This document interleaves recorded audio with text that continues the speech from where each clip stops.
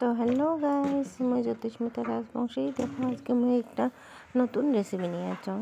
কারণ কি বরেলি মাছের পাতুরি কলার পাতার তা দেখি থাকো কাই কাই খাইছে এমন করে বানাই মোক কমেন্টত কোন। খুব কিন্তু স্বাদ লাগে কাঁচা কলার পাতার একটা গন্ধ, কাঁচা তেল, কাঁচা মরিচ, রসুনের গন্ধ, এত যে স্বাদ হয় এই রেসিপিতে। তা দেখি থাকো আমি তারপরে কি করিয়ে মরিচ করে দিয়ে একেবারে কলার পাতা দেওয়া লাগবে ফাঁপা, গ্যাস কমিয়ে একদম 5 মিনিট ধরো। 5 মিনিট পরে মুই উঠলে দেখো অল্প অল্প সিদ্ধ হয়ে গেছে। এলা মুই দিম উল্টি দেওয়ার পাছত অল্প লাড়াচাড়া করি, তারপরে হয়ে যাবে আর মুই নিম নামে।